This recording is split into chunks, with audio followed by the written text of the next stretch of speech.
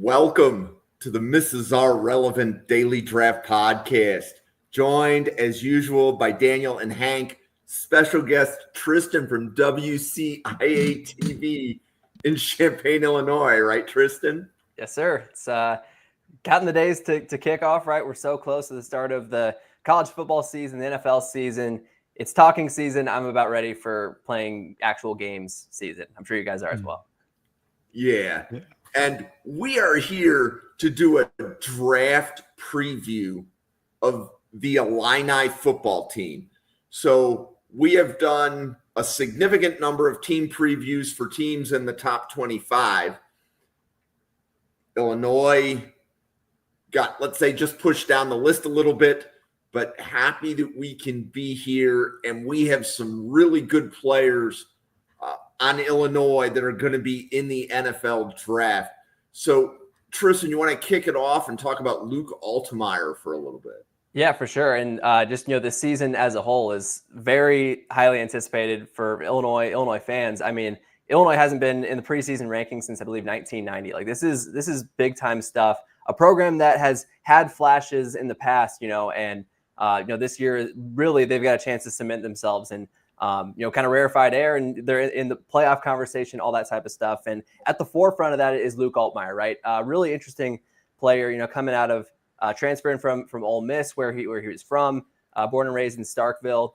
And then, his first year at Illinois, 2023, kind of up and down, you could tell he was still getting used to playing in the college game, right? Had some turnover issues and had an injury that, kind of sidelined him, and the backup kind of took over, John Paddock, and that left some questions going into last year of like, okay, is Luke Altmyer the guy? Is he going to be the one that can, lead you to even a bowl game? And he really showed that, better in, most statistical categories, a lot more passing yards, increased touchdowns, showed the ability to run too, did a lot of good things, but I think just taking care of the ball and showed the clutch gene too at times where you think back to the Purdue game last year where Illinois is down, they pull ahead, they build a lead, and then Purdue comes and they take a lead in the final minute, and Luke Altmyer gets the ball back, gets down the field quick, and they win it in overtime. And a lot was made of kind of the off season of, is Luke even going to come back? There were talks of when Nico left Tennessee, would Luke go there? It sounded like they wanted him. That was a real conversation, but he silenced all those, said he was coming back. And really one of Illinois' best quarterbacks in recent memory. Like, you got to go back to, Kirk Kittner in 2001, even Nate Scheelhaus, who's a up and coming coach in the NFL now. But Luke's got all the traits, showed the arm, and he's got a chance to make himself some money for sure. Yeah. So Hank, what do you have on Luke Altmyer? So, I really like Luke Altmyer. Also, figured I'd whip this out for the pod. I don't know when it was made. I think it was like 1980-ish, original thing. To have this in my room, just showing off, being close to Champaign, Illinois. But Luke Altmyer, watching him live, and I was there when he announced that he was returning at the basketball game. So, I mean, the entire arena erupted. So, I do like Luke Altmyer, and I think that the biggest thing is that he's a way better athlete than he gets credit for. I mean, he really showed that he could run the ball last season. I think that his back shoulder passes along the sideline are really impressive. I wonder, if that's going to take a hit with no Pat Bryant, no Zachary Franklin now, who Pat Bryant was just a monster last season, but he's going to go turn up in Denver now. I think that he has good ability to sense pressure. He's a high IQ player who understands defenses, and he does have the clutch gene like you brought up, especially in that Purdue game. That one really sticks out. There are some problems, however. I think that especially against Penn State, he really didn't play up to like the highest level of competition, which is where he's going to have to be at this season with the early preseason ranking. So I'm very excited to see if he can take that jump, because if he can, he's going to bump up my rankings quite a bit.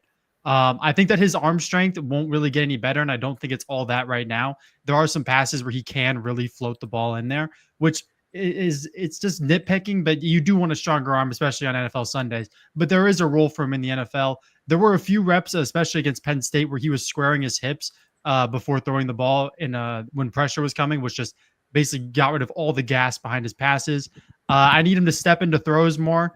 And I need him to, this is very nitpicky. I wrote this down in parentheses that I'm nitpicking. when he leads his receivers, he just needs to put it out in front of him a little bit more. A few times, they're turning their body around, slowing their momentum down a little bit. But Luke Altmyer, currently, I think he's draftable. I think he's a late day 3 guy. But if he can just fix, playing up into bigger games, this is a guy who can easily go round 4, just based on, being a leader of a team, being a good locker room guy, but also being able to run and just being a high IQ player. But I do like Luke Altmyer. Daniel, what do you have on Altmyer? Yeah, I like him. I like how Hank brought up the hips part. That's what I saw on tape too. With a good DB is going to see those hips, and that's going to read where the ball's going. Usually, can't go anywhere without those. But he is consistent. He doesn't take a lot of risks, so a lot of people like that. Some people, don't like that. They want their quarterback maybe be a little bit of a risk taker.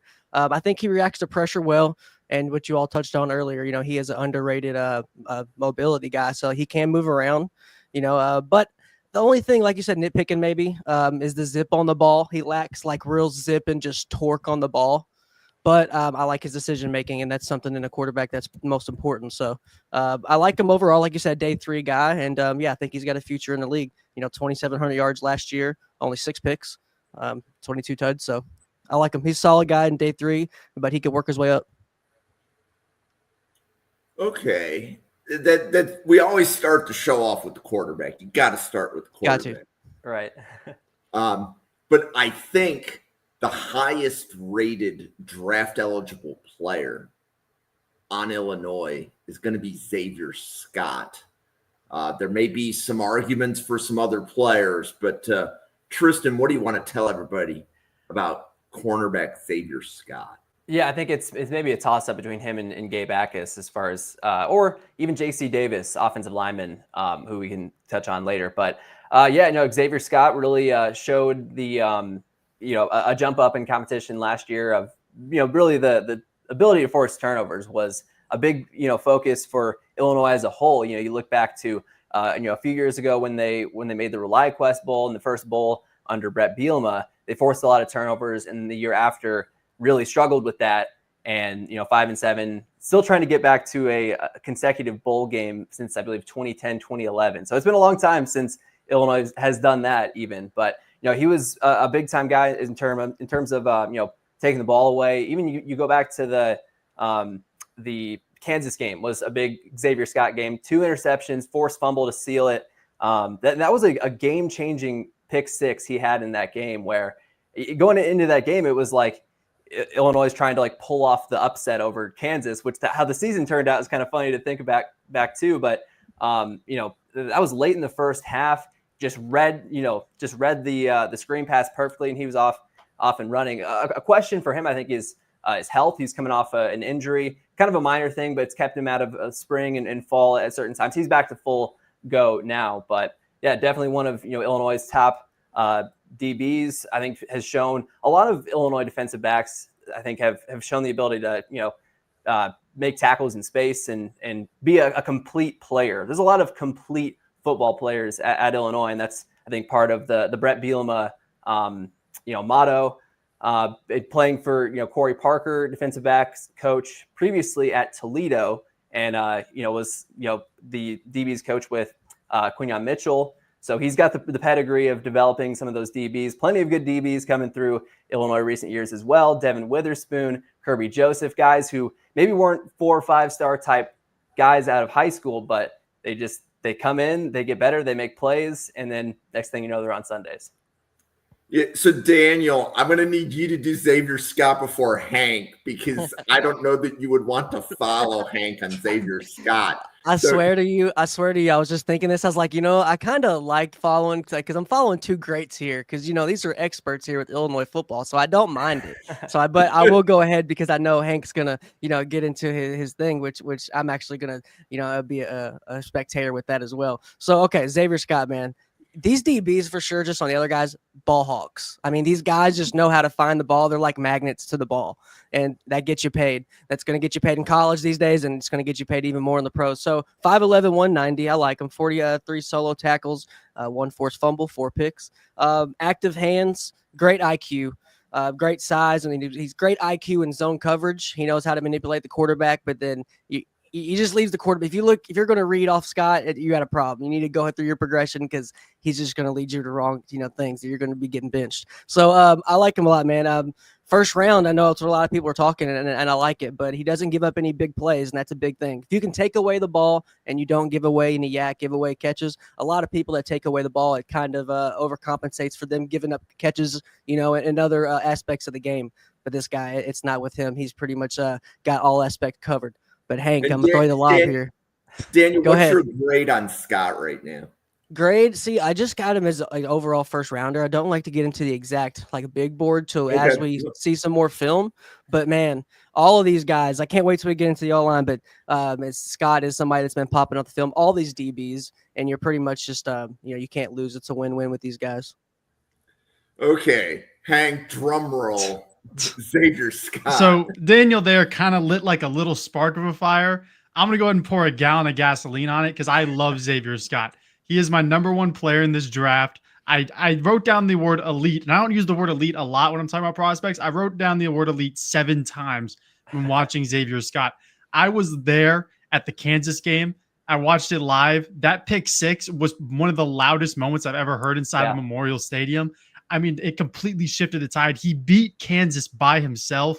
A DB doing that is unheard of. He single-handedly won the game for Illinois. And now I'm going to get into my notes. I think he's elite in zone coverage. He's an elite tackler. 6.1 missed tackle rate is very good, especially with how involved he is in the run game. I think he's elite at the catch point. I think he has an elite football IQ. He's elite on special teams, elite in reading the quarterback, and elite technique. So that's 7 things that I think that he could go into the NFL tomorrow and make a major impact on. He has experience playing in the slot, at safety, at boundary corner. I do think his best role on Sundays, though, will be in a slot or nickel role, because I was on with Newt yesterday talking about Xavier Scott and why he's #1 on my board.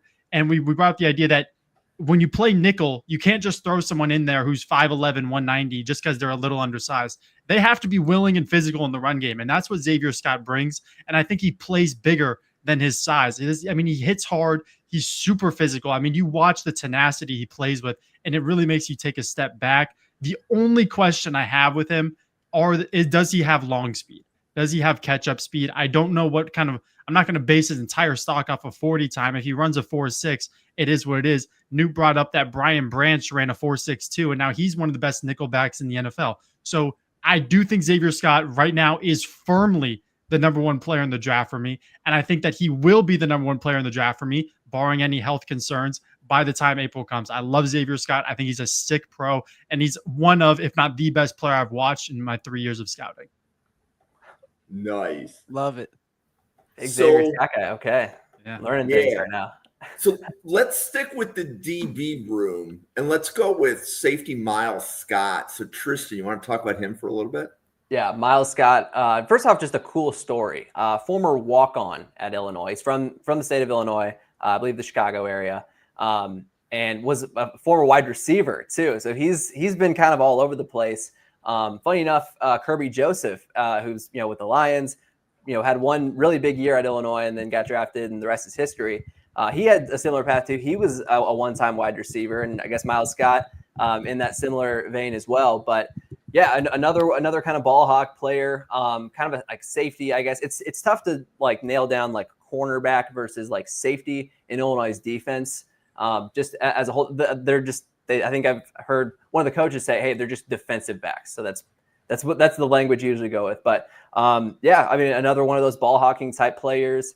I know I believe he had a little bit of health in and out, missed some time in the spring, but just like Xavier, he's fully back as well. And another key piece to this defense that was not another guy on this roster that wasn't a 5-star, 4-star. Everyone's expecting the world from this guy, but Miles Scott has clearly gotten himself in draft conversations and helping Illinois really have a defense that, especially at the end of last year, was really on point and playing its best, and bringing back so many players from that defense could be another big year for Miles Scott. Yeah. So Daniel, what do you have on Miles Scott? I like Miles Scott. He's pretty much another DB here on the field that plays bigger than his size. Another ball hawk, like we said here. He's 5'11", 210. Well, curious to see what he comes in at. 33 solo tackles, 22 assists. But then he got 2 picks and a couple of deflections. He got 4 of them. I like his flexibility. That's one thing I think a lot of people are going to look at: his twitch, his mobility to get in and out of cuts. I think that's what's going to save him here on the next level. I think this is a really intriguing Illinois team. Before we got into really the thick of it, I was like, man, I don't know how many prospects they're going to have on the top 3 rounds. But now you look at these guys, it's like, oh my gosh, it's like there's talent everywhere. The front 5 up front is great. The back 8 there and defense is great. I don't know about as a grade right now. I'm kind of just need to see film on a lot of these guys, just more film. Want to see about 2 good years of film at least, unless we're going to switch positions or something like that. But like we're saying here, DB, don't really have him as a safety or as a corner, just DB. Hank, Miles Scott. Yeah, Miles Scott is another guy that I like. Currently think that he is one of the later day 3 guy, but that's just because I have 2 major questions that he needs to clean up, which is the missed tackle rate at 21% is way too high right now. And I question his true long speed. But one of my favorite things about him in this class, and what I think will make him go higher in the draft, is he's one of the few players that I've watched at safety, and I think I've done deep dives in about 25-ish safeties, that Miles Scott is one of the few players I would trust to play in a deep zone. I think he can play the deep part of the field, and in a safety class like this, where a lot of these guys get downhill, play the run, I would trust him in deep coverage. And to even add on, he does get downhill very quickly. Does he need to shore up his tackling? Yes, but he has the tenacity, the aggression to get downhill and really make a play. I think that his mass is good. Height, weight, special teams versatility. He knows his role. He tracks plays very well. He breaks on the ball nicely, but that long speed can make him, a little bit behind on some plays. But I do like Miles Scott. I think if he just cleans up the tackles, easy early day 3 guy for me, maybe even late day 2. But for now, Miles Scott's going to sit about round 6 so he can clean up the tackles. Yeah, so we were doing one of our mock draft exercises, and I had a different safety in, and Randall Slifer said, well, if you put Miles Scott in at safety, he said, I would have liked that draft a lot better. So Randall didn't like the safety that I picked for Buffalo.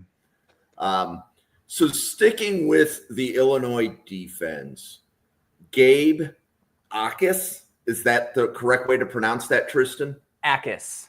Jacas. Silent J, though. So as long as you don't say the J, it's acceptable. Yeah, close enough. Yeah.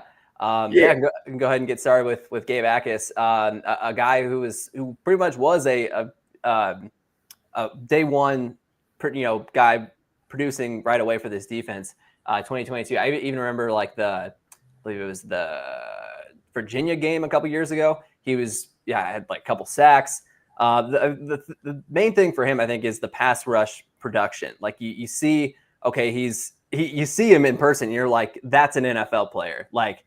One of you guys can give me the exact height and weight and whatnot, but he looks the part for sure, and has been played big time for this defense since he's really gotten to Illinois. The question is, I think, the sack production. He could use a double-digit sack type season to really show, hey, he can come off the edge and really put pressure on the quarterback. I think good run stopper, a good player, but the numbers in the typical counting stats could see a jump this year. I will say, in talking to him this year, he's gotten faster. He's lost I believe 15 pounds from last year, so faster, leaner, could maybe give him a little bit more speed off the edge.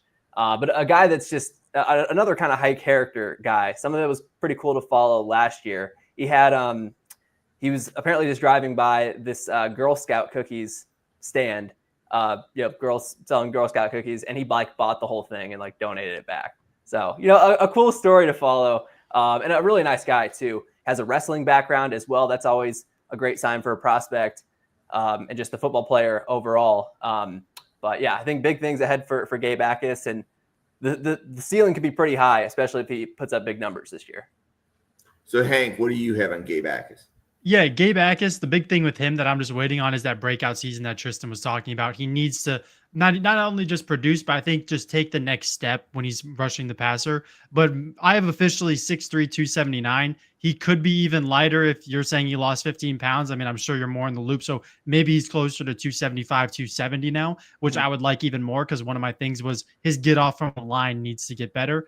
But maybe just playing a bit too heavy. I think he has a great motor, always chasing plays that he doesn't have to. He's looking to get busy. he doesn't let linemen hit him out of plays, so he just has a great anchor, good center of gravity, low center of gravity. And the biggest thing with him is that he is a senior for Illinois. I think he's a true senior, but he has so much potential still. There's still another level with Gabe Jacas that can be reached, and I genuinely think that this is the season we're going to see it. But for now, until we see it, I do have him as an early day 3 guy, because when you have somebody that's this big, he's an NFL player. No matter how you want to put it. Some guys get drafted based off size. If we touch on the running back room later, that's gonna be the same thing for Kaden Feagin, who's just the biggest running back I've ever watched in my life. But getting on Jacas, just sometimes I thought he looked hesitant on some rushes. I think that he just needs to go with a plan and just stick with it. I would love to see him play behind more leverage. I thought sometimes he would play too tall. When he would hit linemen, they wouldn't really move. If he just gets lower, plays with more leverage, he's going to hit them a lot harder. He's going to make a bigger impact, push them back a little bit more. And I think he's just a tick late right now. But everything comes together for Gabe Jacas. This could be a top 50 guy for me in the entire draft. I do think that this is going to be the year we see that Gabe Jacas take the next step. Daniel, what do you have on Gabe Jacas? I agree. He's actually one of my favorite players on this team, the ceiling wise, man. Like, this guy's motor is great. He'll chase you down. I like his effort, his pad height. At times, like, he's kind of reading like the quarterback, trying to make sure he sees his eyes before he moves his feet at times. But when he does that, he still gets there. So he wastes time and he still gets to the quarterback at times, or still just affects the play. And you can't buy that. I like him a lot. I think we got to see more film, and we're just assuming he's going to take that next step, which a lot of these guys I think will. And I think he's going to take that next step. I think some scouts are going to want to put maybe 10 pounds on or take 10 pounds off. It really depends on what you're running and what you really want to get out of him. But I do like his effort. And he had 0 picks in his career so far. I would like to see him get a pick. I don't know if I'm just nitpicking, but let me get a pick here. But, he can get to the quarterback. He got 8 sacks. So, 6'3", I had 275, but I guess he's probably in that 270 range right now, or 275. We'll see, but I do like him a lot, and I'm glad you all cleared up the pronunciation for sure. Yeah, I've been murdering it all day. Yeah, I mean, it's fine. But another thing that I didn't touch on, that I want to touch on, that you just touched on with the interception, he can drop into coverage comfortably. I'd be more than fine with him dropping into coverage at the NFL level. So I think that just gives him another added versatility that will bump him up draft boards. Just judging how he can play both sides of a defense. I mean, I've seen a lot of ranges on him, all the way from round 1 to the day 3 that Hank said. So definitely has a season where his life is in front of him. Mm-hmm. A lot of money at stake. And one more thing, T-Rod Edwards, Illinois product, just got an interception. He's a nose tackle in the preseason for the Chargers. I'm sure you guys saw. So, yeah. I mean, it's safe to say Gabe could maybe snag an interception there. Another piece I'll add on the pass rush element with him. Illinois just added a skill development coordinator this offseason. This guy, Joe Kim. Has like a judo, taekwondo kind of background. Nick Saban called him the pass rush guru. He's worked with Lawrence Taylor before. This is a guy people, if you're not around the program, maybe you haven't heard of him, but I've seen him at practice. They're doing, he's got the mitts, and they're doing pass rush work. It's big time stuff. So maybe that could help him get an extra sack or 2 this year. That's exciting. That's exciting. That's cool. Yeah. So Tristan, when Jacas is in the top 50 and he's ascended at the end of the draft cycle, we're going to bring you back on so you can tell us more about the taekwondo that got him there. Right. That right there is an elite journalistic take. I don't know that we would have had that in our pre-draft. You can't buy that insight right there. People keep that close to the knit. Right. Love it. Okay, so looking at the player list, I guess the next highest player might be guard J.C. Davis. So Tristan, you want to talk about him for a little bit? Yeah, he's a tackle, starting left tackle for this Illinois team, who brings back all 5 starters on the offensive line.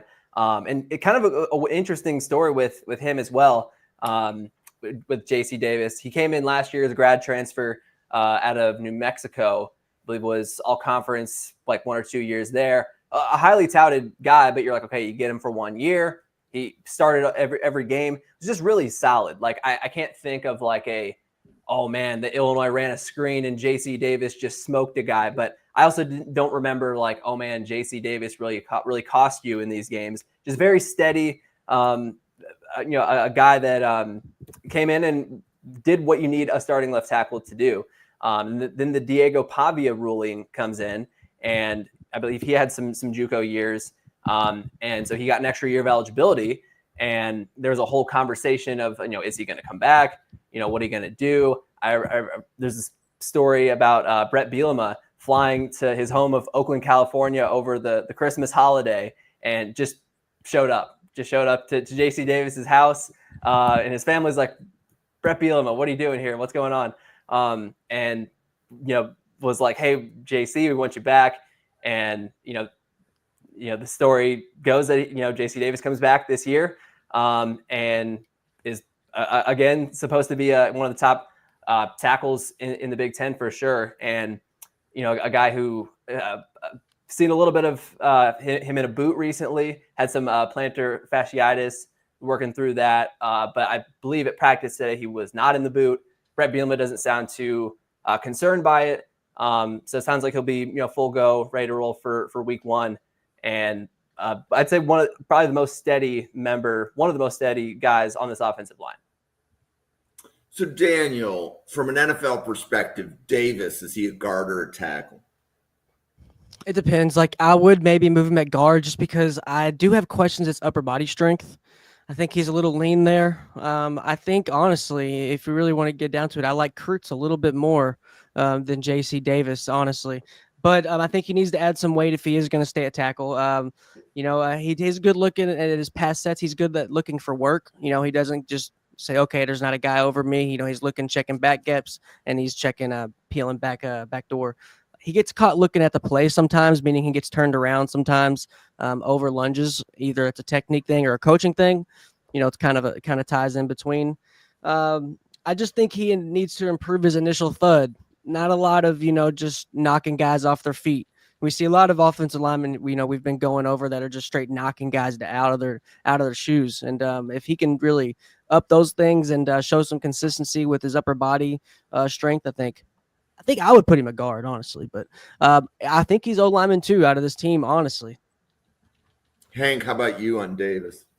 Yeah, so JC Davis is someone that I do really like. I do think that he is a guard in the NFL, most importantly, but I do think that would honestly be best for him.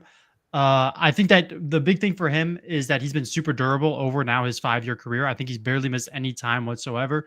I think that his hand placement is nice, adjusts really quick on the fly, speaks to his football IQ. I really like his pass pro technique. And I do think that if he did stick at left tackle, it's not like he'd be some bum in the NFL. I do think that there'd be a chance that he could be a starting left tackle. I think at absolute worst, this is a great guy to have for depth. I think that he has great agility off the line. So many dominating reps that I saw on tape from last year. And I think that it helps that he's played both right and left tackle in his college career. And I think that's just going to give him added versatility for when you get down the board to these guys. That's going to bump him up a little bit for NFL teams. When he's pulling, that's when I really saw what I like from him. He hits hard when he's pulling. And I think that him with momentum is a scary sight for any defensive end. I think that he only started playing tackle as a freshman. I forgot what he got recruited as. It might have been a guard, but New Mexico, I think, decided they were going to try him at left tackle. So this will be his 5th year playing tackle. So there is still some technique refinements that he's going to have to go through, but that's just because he's so new to the position. Actually, I wrote this down. He was a D lineman before he was a tackle. So he had no lineman experience before on the offensive side. So he still has some stuff to learn that will really help him. I think that he's vulnerable to quick first steps. And my note was when he gets beat on the outside. So I think having that safety net at guard to either side is just going to be best for him. And I think he could be easily a starting left guard, right guard in the NFL. And I think that sometimes he can stop blocking too early. I want him to play through the whistle, punish guys, drive him in the dirt. But I think that right now, solid round 4 guy for me. Really like JC Davis from Illinois. Like the grade.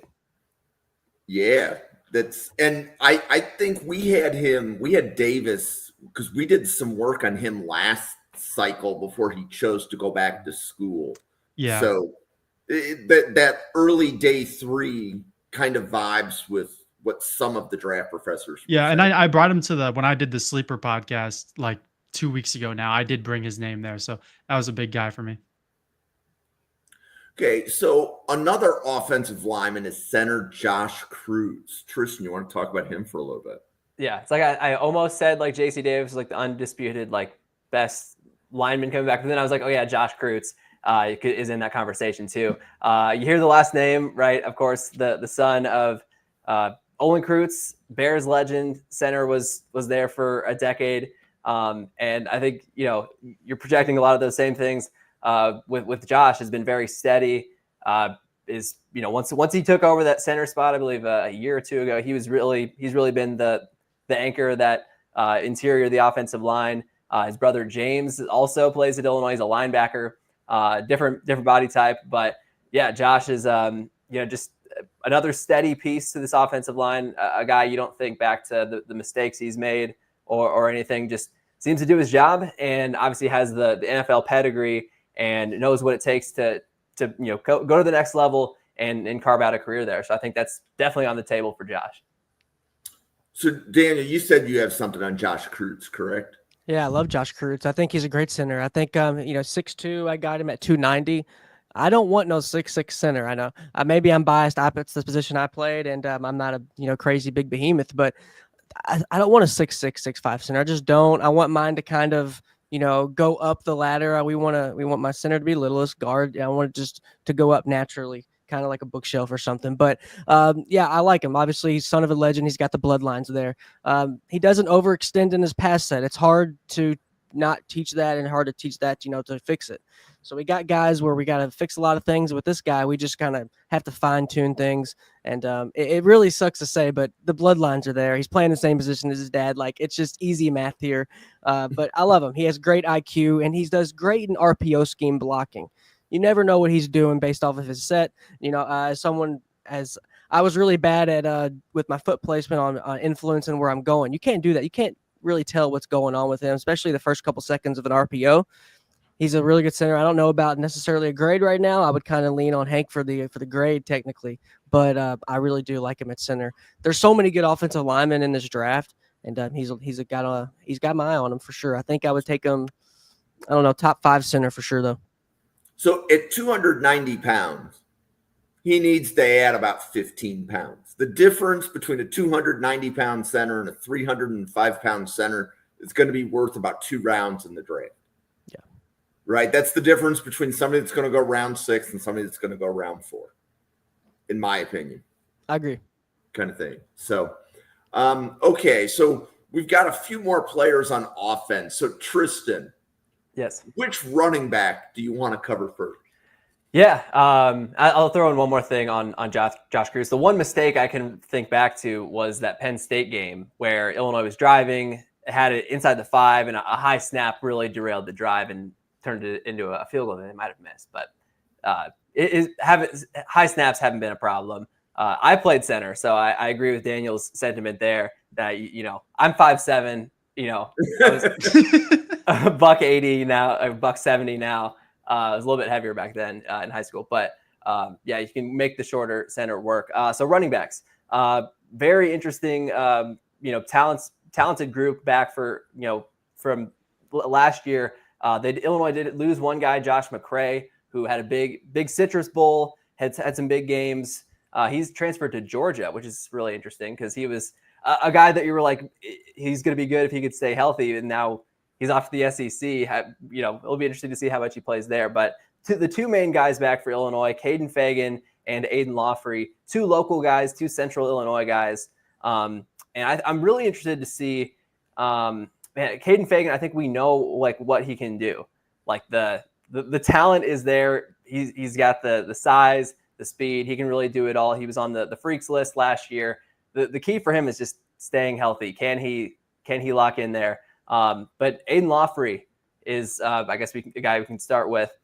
He's track speed. First thing I think of with Kaden or with Aidan Laughery, a guy from Gibson City, Melvin Sibley, comes in. Took him a while. He had some injuries, and last year, think back to the Northwestern game is really the main one. 3 touchdowns, I believe 170 something yards.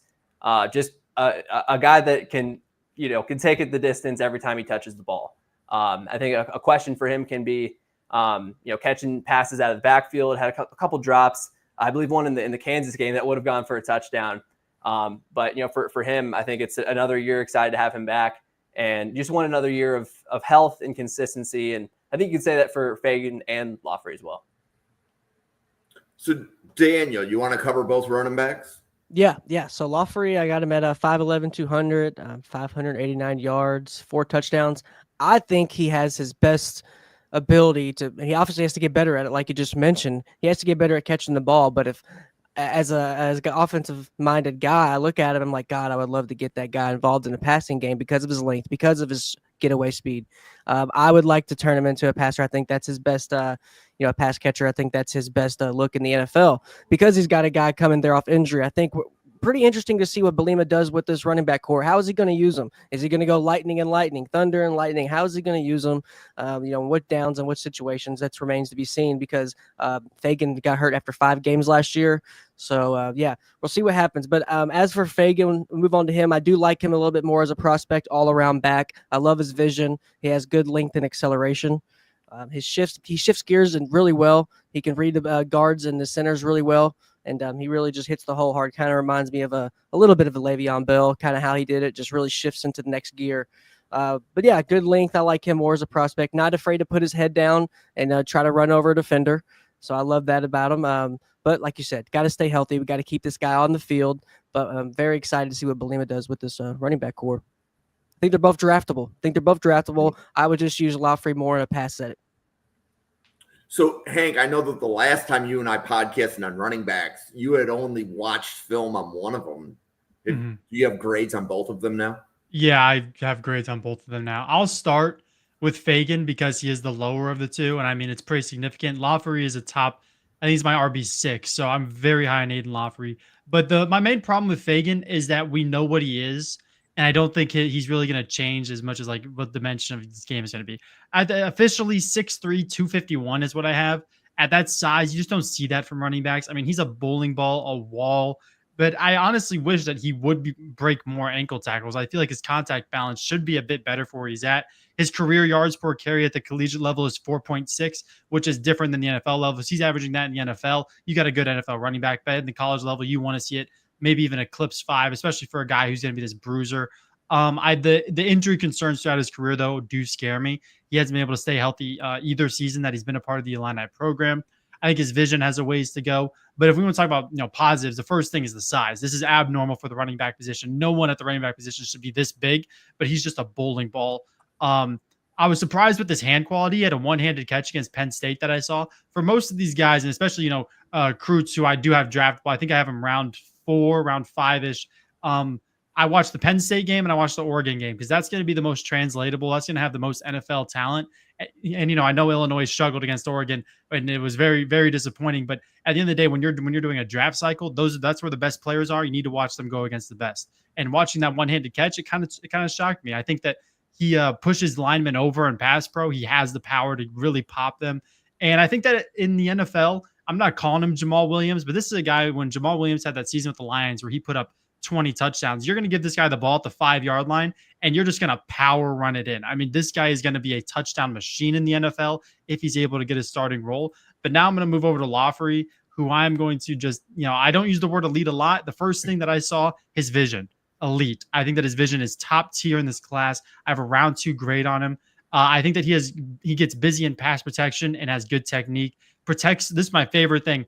Protects the ball with 2 hands every single time someone makes contact with him. You watch the film on him, whenever he gets touched, 2 hands on the ball, he's securing it. I think that he has phenomenal overall burst, deceptively quick and agile. One of my favorite plays was the touchdown run against Northwestern where he makes 2 defenders miss, and when he's gone, he's gone. He has home run speed and lots of it. I think he's surprisingly shifty in the open field. But the biggest thing is he needs a better route tree. He needs to be a more sure catcher. But I do think that Laughery, by the end of this cycle, will declare. And I do think that he will be highly drafted. I think Illinois this year is going to mainly rely on him. I think Kaden Feagin will come in just those short yardage goal line situations. And then Khalil Valentine next season will really take over for the Illini. Okay, so we have gone through a significant amount of the player list.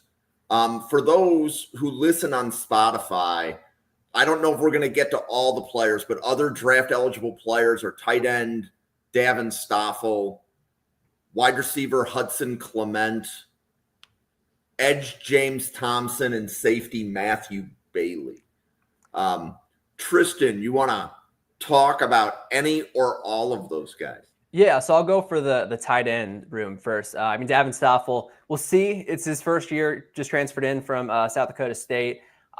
In the tight end room, I really look at two guys, Tanner Arkin, who was the main blocker, pass catcher last year, and Cole Rusk. Now, Cole Rusk was, I believe, an FCS All-American, big-time guy at Murray State, transferred in last year, tore his ACL, and is now back healthy this year. Arkin and Rusk are the two 1A, 1B right now, I think, in this tight end room. Really, Rusk is a pass catcher, although Arkin showed the ability to do that, had a big touchdown catch in the Nebraska game, the Michigan game as well last year. A guy that, I think is more of a blocker, but obviously at the NFL level, that really matters.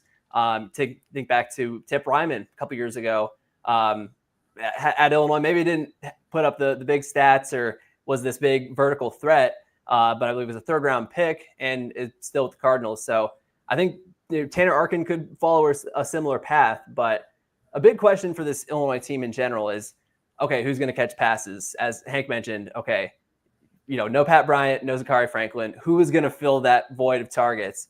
And there's 6-7 receivers we're kind of looking at, talking about that could fill that role. But, I mean, Cole Rusk at the tight end spot certainly has the ability to do that as well.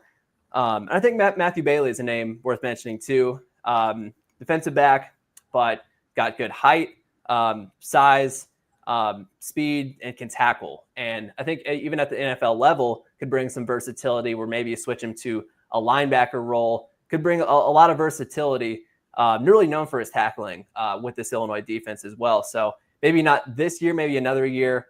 And health is a consideration for him. He's missed significant time with injuries, but stayed healthy last year. So that's the hope for this year again. But yeah, Cole Rusk and Tanner Arkin on the tight end room, guys to watch. Okay. Daniel, you want to talk about any of those other players that were left? I know that not everybody got to watch all of the players in the list, but who do you have, or who do you have your eye on? Well, I did like the guy you mentioned there for a second, Hudson Clement. I do like him a lot. Is it Clement? Clement. Okay, I like him a lot. He transferred over with his brother Murphy, right? And Yes. he came over. He got 741 yards, 5 touchdowns last year on 51 catches. I have here on my notes, Altmyer is going to love this guy on any down. He's going to love him on third down. He's going to love him on second. He's going to love him on first. So I like him a lot. I think he's definitely got a draftable grade. I got him at 6'1", 198. I really like this guy. I really think he's got. I'm going to have some greener grass here with Luke Altmyer. I think he's got some elevated quarterback play, and then Luke Altmyer's got an elevated wide receiver play. So it's a win-win. It's a great trade-off from those two. As for Stoffel, I'll touch on him for a second. 3 years of eligibility left. He came over there at 14 games last year from South Dakota State, 177 yards and a touchdown. James Thompson, defensive end, Wisconsin transfer, Cincinnati native there, Jim. But love his motor. 19 solo tackles, 3 sacks in 2023, and 10 assist tackles because he was hurt. But I love him, his big body. If we can get this guy healthy, some NFL team is going to get 3 really good years at pass rusher at this guy. Kind of reminds me of like I don't know, if you put him in end, kind of reminds me of like a little bigger Elvis Dumerville or something. I don't know. Maybe that's just because I'm here in Louisville, but I like him a lot. I think his motor is just what sticks out to me. His length, he uses his arms really well and distances himself from blockers, and just really smart IQ, and just got to keep him healthy. But that is about it on those 3 guys. So yeah, that is about it on my guys for the Illini. Only guys I got here that may be in next year's draft would be the wide receiver Malik Elzy. But that's about it. Yeah, no, there's a lot of opportunity in that wide receiver room. 6-7 guys that could be, have a chance to really start getting themselves in NFL draft conversations. Even, a guy that I'm thinking too is like Colin Dixon, who is not a big name, I feel like, but made some really big plays at times last season. So now with more volume, more opportunity, could he step up? Even a transfer, Justin Bowick, could be a jump ball guy, kind of like a Pat Bryant, Zachary Franklin. I don't know. That's the number one thing. Myself and plenty of other people who follow Illinois football is like, who is going to catch passes? Who is going to be the receiver that's going to go and maybe have a Pat Bryant type rise, where as a junior, had made some plays and showed some promise, and then in senior year ties the school record for touchdowns, almost 1,000 yards, and obviously is making himself some money and turn some heads in the preseason as well. So that'll be really cool to see. Isaiah Williams went to Illinois, 2 or 3 drafts ago? Yes, I believe so. Right, because I think he was drafted by Detroit, but he's bounced to several teams. Yeah, with the Bengals now. Low key, I think the Illinois wide receiver coach does a good job of manufacturing late day 2 or day 3 wide receivers. But Hank, I know that you want to talk about Clement. Talk about him and anybody else that you want to mention. Yeah, I'll talk about Stoffel and Clement because those are the last 2 guys I got to. Then I'll just talk about who I think is going to be the best pass catcher in Illinois. But I will start off with Stoffel because I think that he impressed me the most. Coming in from South Dakota State, redshirt sophomore, so he's got plenty of time. There's no rush for him to declare this season. I don't think he will declare. I currently have a round 4 grade on him, though. I was really impressed with what I saw. And you look at his stat line, you don't see a lot, and you start questioning, what is this kid actually going to do? Why isn't he producing? Well, I think that's just because he's just being held back a little bit. I think he's at NFL level size. I have 6'6", 260, so that'll play on Sundays very easily. He runs smooth routes. I was really impressed with his route running. Gets to the second level when blocking and picks up the correct men. However, I do think his technique needs more leverage behind it. I think he blocks too tall. I think he could really punish defenders if he just got low and exploded through the point of contact. I think that he keeps the leg moving when blocking. There was a play where South Dakota State was running a read option. He absolutely just torqued into the ground, planted his feet, and just drove a defensive end away from the quarterback. It was like a good 20-yard run. So he is a talented blocker for his age, and I think that's going to be one of the most underrated aspects of his game. Only 1 touchdown reception in his career, but has the potential to be a red zone weapon. I know a guy that Bill Sparks really likes is Brett Norfleet from Missouri, and I think that this is a guy that, Norfleet's a guy where they see a lot of potential as a red zone threat, a touchdown machine, a go up and get it guy. This is how I feel about Stoffel. I see the potential with Stoffel. I think it's going to happen. Maybe not this year, maybe the year after, because he is taking a big jump up in competition. FCS to what is arguably the hardest division in football in the Big Ten. So it's not going to be an easy jump. He's going to have to go up against the likes of Ohio State. He's going to have to go on the road to Washington this year. So there's going to be some tough games for him. There's going to be a learning curve. But I do think that as long as he maintains a good level in Big Ten competition, he's going to be just fine at the next level. Now, for Hudson Clement, I will say I was a tad bit disappointed with Clement, but I do think that there is a clear vision with him. I currently have him as my wide receiver 11. And I think he's about a round 5 guy for me. I have 6'1", 205, so I do have him a bit heavier than Daniel does, but he could be right. I don't have official measurements on him, so he could be 190. I have no clue, but his average depth of target at 13.1 yards shows his ability to work at all levels. Drop percentage at 5.6%, really consistent hands. Finds the soft spot in zone and is good at avoiding contact. Doesn't run into guys, just gets open and finds a nice soft spot for him. Soft hands. I think he has one of the highest ceilings in this class, but I think he has all the right ideas. He just lacks proper execution right now. And I think that at Illinois, he's going to take that next jump. Burst off the line and off coverage is legit. I think he clearly diagnoses defenses, and I think that he's a perfect fit at the Z for Illinois. But some of the negatives, I think that his run blocking is a bit lackluster, and for a team that's going to really look to run the ball in Illinois this season, I think he's going to take a major step up in overall effort and just getting busy. I think that he rounds his routes too often.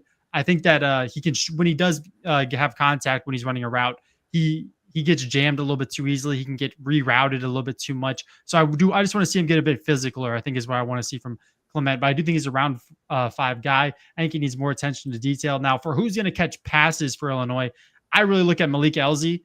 I think that he's going to take a massive step up. I think that honestly, he's the best receiver on this team. I think it's his time to shine. We're going to probably play the X for Illinois. Colin Dixon will probably start in the slot.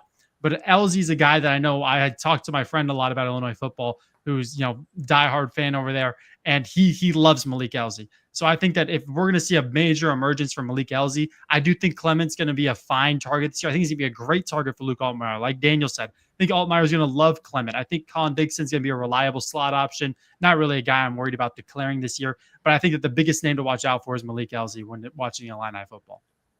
Okay, couple questions. Hudson Clement. Is he a senior out of eligibility after this? I think he's a redshirt junior, so he could go back for another year. Got it. So I know that this tight end class and this wide receiver class are wide open right now, right? Most of the wide receivers that are at the top of the board are underclassmen. So if we find senior wide receivers with day 3 grades, they might be moving up the board if a Yeah. bunch of players choose to go back. And then on Stoffel, one of the things I like that I heard is that he's a tight end that blocks. So we did a tight end show last night. And one of the things that this tight end class lacks are tight ends that block. Most of the tight ends in college football right now that are coming out in the draft are the F tight ends that are only pass catchers. Blocking is suspect or questionable. So, I think that really was Stoffel. I mean, these FCS guys who play at the South Dakotas, the North Dakotas, the Montana States, they're blocking because at that level, you're asked to do everything as a player. You don't really have a specific role. He's coming in and he's got to be the tight end. There is no other way around it. I think that's just really what makes him well-rounded. And especially at Illinois, we talked about Tip Ryman. I even think Tanner Arkin was a fine blocker for Illinois as well. He's going to be asked to block and he's going to have to do it at a high level. Whether he has his big role this year, the year after, he's a serious blocker, and he's only going to get better at blocking at Illinois. Okay, so why don't we pause here for a little bit? So Tristan, you are a guest to the Draft Professor audience, and these team previews, there's a lot of people that are building boards that want to know who to watch from every school, right? Mm-hmm. So, we've got a few watching. Bill Sparks, good to see you in the chat. But do you want to introduce yourself? Let everybody know about what you do at WCIA TV and the other things that you do. Yeah, for sure. I'm a sports reporter at WCIA. So mainly, less, in studio on camera. I do a lot more reporting, but certainly some in studio stuff as well. With my job, you do a little bit of everything. It's, you're writer, reporter, videographer, editor, all kinds of stuff. And for me, it's been just super fun to be here at WCIA, a place I interned at in college, and watching and covering teams. I grew up watching. I grew up 15 minutes from Champaign, so it's cool to be back here, and it just hit my 1 year here as well. I want to throw in just another thing about James Thompson. You mentioned the Cincinnati native. He is a big Skyline Chili guy. So for Illinois Media Day the other day, which was really cool, we got to chat with basically the whole team in 30-minute increments, and we're in the locker room. And this is James Thompson's locker, and if you can see right there, he's got a Skyline Chili can in his locker. And we were going on about that, but I was like, I got to get a picture of this guy with his Skyline Chili in his locker. But yeah, no, it's just, this is like uncharted territory for Illinois football. I mean, it's always, from what I remember growing up, of like, can they make a bowl game? Like, that's like, it's been said, like, if they can just make a bowl game, like that's all we need. That's all Illinois football needs, is just be a consistent contender. And for so long, it was the Tim Beckman teams of, oh man, that they are not going in the right direction. They're struggling to, win 2-3 Big Ten games. And then Lovie Smith brought in some talent for sure and had some good moments. But I think it was clear that when they made the move away from him, it was a good call. Just a lot of things, some highs and some lows. But then Brett Bielema has just brought in stability with this program from day one. I mean, his down years have been 5-7, and that's for a down year of Illinois football. That's kind of unheard of. So now it's, can you stack off of last year? A lot of one-score games, and I think a lot of Illinois fans are kind of like, I don't know, like, can they live up to these lofty expectations? Because they're usually, their best seasons usually come when they're not expected to do as great as they have been. Even you go back to 2007, right, where they win, they go to the Rose Bowl, they upset number 1 Ohio State, and then in 2009 they go 3-9 and they miss a bowl game, right? Like, that's just that's the main fear. But then you bring back 16 starters from last season, and you get all this preseason hype, and it's like, why not? Why can't Illinois go have a great year? Another one, even win 8 games. Like, some people might say, oh, that's a disappointment. They didn't make the college football playoff, whatever. I would say that's still, a season Illinois fans should be happy with. And, plenty of big things ahead for Brett Bielema in Illinois, as well as they're recruiting really well. 2026 class is highly ranked at this point. And yeah, it's weird to be talking about Illinois football in this context at all, because for so many years, they weren't having any players drafted. And now, So, you know. Yeah, so who is the highest player that the Illini had drafted in recent memory? I mean, you got to go back to Den Witherspoon a couple years ago. Okay. Was 5th overall. Yeah. And even then, but before that, I think it was like a 5-6 year stretch where you weren't even getting, a 6th, 7th rounder, maybe a couple guys on practice squads, and you're like, all right, it is what it is. But a handful of these Illinois guys have just risen up draft boards. They maybe go in the 3rd or 4th round, and then then they work their way into a role. And even a guy like Chase Brown, who Illinois fans know, hey, he's a big time guy. He's did big things at Illinois, and then goes to the Bengals, and they kind of rediscover, oh yeah, Chase Brown is a big time talent, and Illinois just seems to continue to put those guys out, and it's really fun to follow for sure. Daniel, you want to let everybody know about yourself and Home Squad Sports? Yeah, I'm one half of Home Squad Sports with me and Dalton, which you'll see here at 9 p.m. on the Draft Professor podcast. We cover college football pretty much head to toe, week in and week out. We're doing team previews of every single team, all 136. But we also do a big deal with recruiting, so help guys get placed and get offered, things like that. Kind of facilitate them and getting the kind of get some hype going around some of these players. We go to Elite 11 camps with a lot of quarterbacks. We've seen over about like 200 quarterbacks throw this year, and I'm really excited. We'll be in Cincinnati Friday covering Winton Woods High School, so really excited. Cool. Hank. Yeah, so, I mean, from the way I'm talking on this podcast, you might think I'm an Illinois fan. I actually like Washington, but I'll always have that soft spot in my heart for Illinois. I'll always root for them to do good, and I'm excited. I am with you. I think that if they just win 9 games, I think 9 games is a very good season. They got some tough games. Ohio State at home is probably going to be the biggest game in Memorial Stadium. Could be the first time ever they get a college game day appearance, which I'm hoping will happen, but they also got to go to Washington, which I think they're 20-0 in the last 20 home games. So there's some tough games, and there's some games that this offense will look lackluster in. But, man, this defense is legit. I think it's going to be one of the best defenses in the country. But, I mean, you can find everything about NFL Draft from me right now on Twitter. Working on a YouTube channel. It's all coming together. But everything right now is on Twitter. But I'm excited for Illinois football. I'm excited to hear the buzz around, my family, my friends, especially just from random people that I'm going to talk to about college football. I think it's going to be a sick year for the Illini. Well, if you want to talk prognostications for that Washington game, Roma Dunze had a youth camp here over the summer, and we asked him about it. Like, all right, who's going to win, Illinois or Washington? He's got Washington by 50 or something. So yeah, by 50. That sounds about right. He might be a bit biased, but Roma Dunze is pretty confident a little bit. His guys. Yeah, so I think we do have more draft professors, I think, for Washington than Illinois, but that's another story for another commercial. Right. Welcome to the Draft Professor. So if you're an Illinois fan and you haven't seen one of our podcasts, we have done one of these podcasts for every team in the top 25. So we're breaking down the draft classes one school at a time. Here's who we have on our board. Here's who we're monitoring. And as the college football season progresses, we'll narrow the list down for you. So that way, if you want to know who to watch to build your 200 or 300 person board, we'll be able to tell you here's the players that should be in those ranges according to the work that people like Daniel and Hank, and there's 87 podcasters at the Draft Professor. They are all really good at what they do, grading players, podcasting on the draft. Okay, and we've got Bill. Bill has 450 players in his board. Bill, you can catch Bill on Wednesday nights. So Bill podcasts with us every Wednesday. But daily draft content. So we're here. We're doing the Illinois team preview, which we're going to close up here shortly. And then we're going to turn around and we are doing the top 5 wide receivers in the SEC at 9 p.m.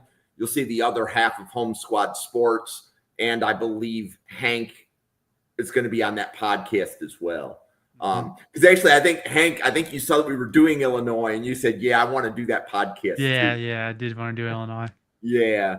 But anyway, so go ahead. If you're on YouTube, if you can hit that subscribe, please and thank you. We would appreciate it. But we are going to close the podcast down. Tristan, you're an awesome guest. Thank you so much. We would love to have you back on the show. Thank you. Yeah, no problem. You don't have to tell me twice to talk about Illinois football, basketball, anything like that. I'm game for it. So appreciate you having me on. Yeah, and Glenn does a good job of promoting the Illini football program on Twitter, because that's how I found Glenn, and therefore that's how I found you. So also my special thanks to WCIA TV. Special thanks to Glenn as well. I know that he's on air right now, so he can't podcast. Right, yeah. But truly appreciative. Thank you very much. But for the 87 podcasters at the Draft Professor, everybody, thank you for watching, and we'll see you on a podcast again in about an hour. Thank you.